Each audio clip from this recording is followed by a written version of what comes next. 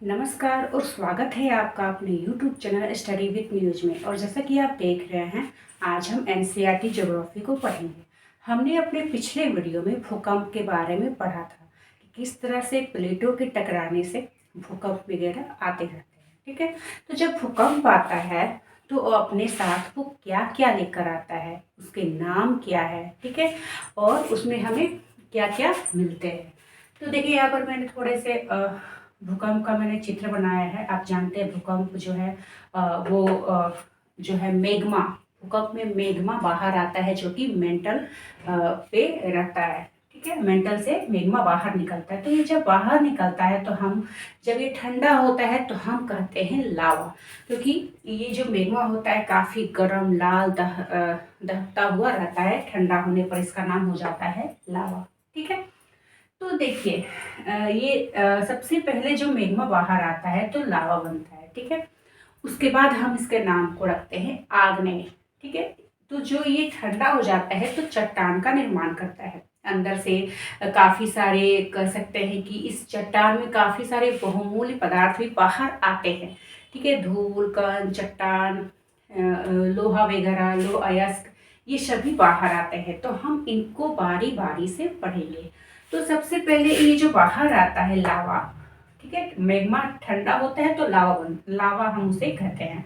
उसके बाद ये सबसे पहले, इसे हम प्राथमिक चट्टान भी कहते हैं। सबसे पहले इसका नाम हम रखते हैं आग्नेय चट्टान। ये क्या नाम रखते हैं? आग्नेय चट्टान। ये काफी कठोर होता है क्योंकि ये सबसे पहले बनता है।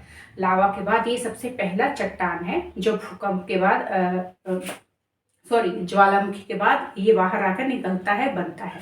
तो इसे हम प्राथमिक चट्टान भी कहते हैं और प्रारंभिक प्रारंभिक चट्टान भी कहते हैं। ये सबसे कठोर, सारे चट्टानों में सबसे कठोर होता है आपका आग्नेय चट्टान। बहुत कठोर होता है और इसमें जीव जंतु के अवशेष नहीं पाए जाते हैं, नहीं पाए जाते हैं। ठीक है, जीव जंतु के अवशेष इसके बाद के जो चट्टान है उसमें पाए जाएंगे। कैसे पाए जाते हैं ये भी हम आगे पढ़ेंगे। ठीक है, अब इसमें क्या क्या निकलता है? इसमें लोहा, सोना, तांबा, ये सभी बहुमूल्य पदार्थ इसमें पाए जाते हैं। ठीक है, क्योंकि ये पृथ्वी के गर्भ से निकलता है। ठीक है, और पृथ्वी पर जो सबसे ज्यादा रॉक है ना, वो आग्नेय चट्टान ही है। अब इसका एग्जाम्पल क्या है? तो देखिए, जब आप घर वगैरह बनाते हैं, ढलाई वगैरह जो मिस्त्री है वो करते हैं, ठीक है, तो उस पर हम छोटे छोटे पत्थरों को बिछाते हैं। ठीक है ना, छोटे छोटे जो पत्थर होते हैं स्लेटी कलर के होते हैं, हम लोग उसे गिट्टी वगैरह कहते हैं। आप उसे क्या कहते हैं जरूर बताएं। तो वो आप देखते होंगे, उसी से छत की ढलाई वगैरह होता है। तो वो काफी कठोर होता है, काफी कठोर होता है। ठीक है, तो वो जो होता है वो आग्नेय चट्टान ही होता है। ठीक है, तो हमने ये समझा मोटा मोटी तौर के रूप में आग्नेय चट्टान। ठीक है, अब इसके भी कई पार्ट है। देखिए, जैसे कि ये मान लीजिए ज्वालामुखी है। ठीक है, पृथ्वी मेग्मा बाहर निकल रहा है, तो ये जब बाहर निकला ना तो हम इसे कहेंगे आग्नेय चट्टान। लेकिन ये क्या होता है कि लावा जो है यहाँ पर ही निकल के रुक गया। ठीक है, उसमें ज्यादा प्रेशर नहीं हुआ तो कुछ दूर में ही वो रुक जाता है। कुछ यहाँ पर निकल के ही रुक जाता है, उसमें ज्यादा प्रेशर नहीं होता है। जो ज्यादा प्रेशर होता है वही पृथ्वी के बाहर ऊपर जाकर निकलता है, जिसे हम आग्नेय कहते हैं। ठीक है, तो जब अंदर ही रहता है मेग्मा, ठीक है, अंदर ही निकल कर वो ठंडा हो जाता है, तो हम उसे कहते हैं ग्रेनाइट। क्या कहते हैं? ग्रेनाइट।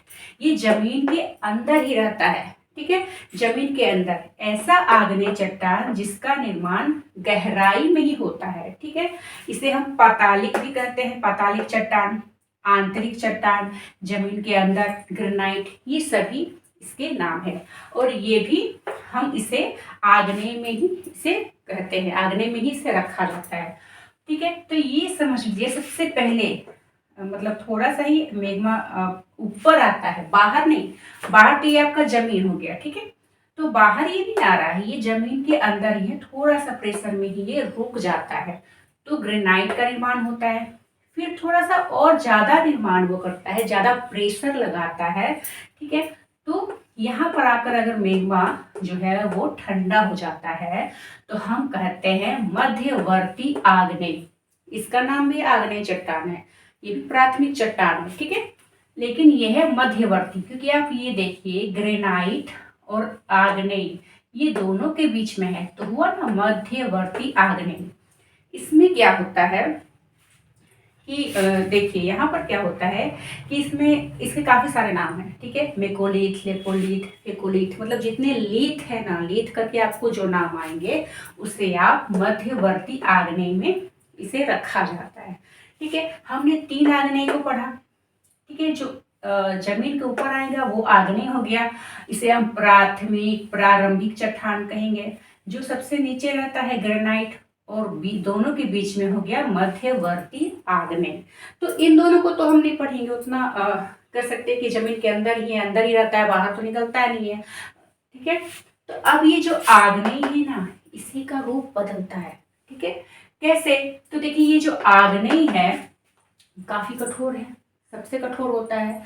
तो इसके बाद बनता है आपका बेसाल्ट। ये क्या होता है? ऐसा आग्नेय चट्टान जो बाहर तो निकल जाता है, लेकिन घिसावट के कारण, मतलब ये जो आग्नेय ही ये बाहर निकल गया, ठीक है। कई सारा कितने सारे वर्ष बीत गए, अब इसमें घिसावट होता है। कैसे? हवा से, धूप से, पानी से ये घिसता है, ठीक है। तो आग्नेय अब इसका रूप बदल गया, उसे हम कहेंगे बेसाल्ट। क्या कहेंगे? बेसाल्ट। घिसावट के कारण ये बेसाल्ट हो गया। अब ये बेसाल्ट भी है ना, अब ये भी कह सकते हैं कि टूटने लगता है, ठीक है। टूटने लगा, कितने सारे वर्षों के बाद की घटना है, ठीक है। तो ये भी जो बेसाल्ट है वो भी टूटने लगा, घिसने लगा, ठीक है। छोटे छोटे इसके कण बनने लगे। तो इस बेसाल्ट से ही काली मिट्टी का निर्माण होता है। जो महाराष्ट्र के एरिया है, आपने वहाँ सुना होगा कि वहाँ की जो मिट्टी है वो काली मिट्टी है। वहाँ पर कपास जो है काफी अच्छी फसल होती है वहाँ पर। तो ये जो काली मिट्टी है ना, वो इस बेसाल्ट से ही, और ये जो बेसाल्ट है ना, इस आग्नेय से ही इसका निर्माण होता है। तो आग्नेय के देखिए ऊपर आकर इसके इतने सारे रूप बदल जाते हैं, ठीक है। अब देखिए ये जो अवसादी है, मोटा मोटे तौर पर समझिए, ये जो अवसादी है ना, इसे हम द्वितीय चट्टान कहेंगे। प्राथमिक तो हो गया आपका आग्नेय। आग्नेय मतलब आप नाम से याद रखिए, आग का धधकता हुआ गोला सबसे पहले निकलता है, तो हमारा प्राथमिक हो गया आग्नेय। अवसादी को हम कहेंगे द्वितीय चट्टान, ठीक है। इस द्वितीय चट्टान में ही ना आपको सारे ईंधन मिलेंगे, सारे जीवाश्म मिलेंगे, ठीक है। ईंधन, तेल, डीजल, पेट्रोल।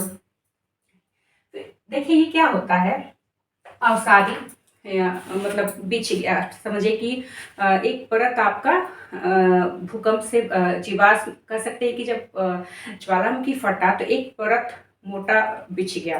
कितने सारे साल के बाद उस पर वर्षा हुई, ठीक है।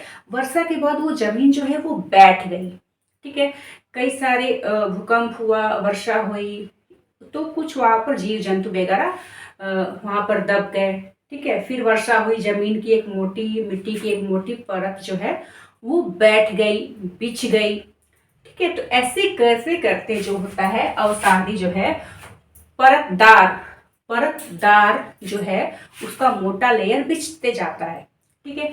अब उसी में जीव जंतु के जो अवशेष है वो दब गए, मर गए, ठीक है। तो उसी परतदार के बाद उसमें जीवाश्म जो है बनेगा, और उसी जीवाश्म से बनता है आपका ईंधन, चाहे वो पेट्रोल हो, डीजल हो, कोयला हो, ठीक है।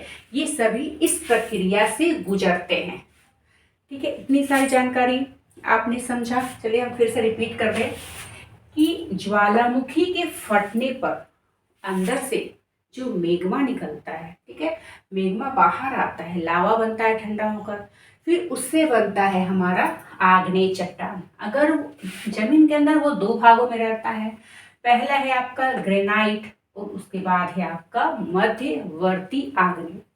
जब वो जमीन के बाहर आता है लावा, तो वो बनता है उसके बाद आग्नेय, ठीक है। आग्नेय काफी कठोर होता है, इसमें कोई जीवाश्म नहीं होता है, क्लियर, ठीक है। इसमें कोई जीवाश्म नहीं होता है। इस आग्नेय के बाद बनता है बेसाल्ट, ठीक है।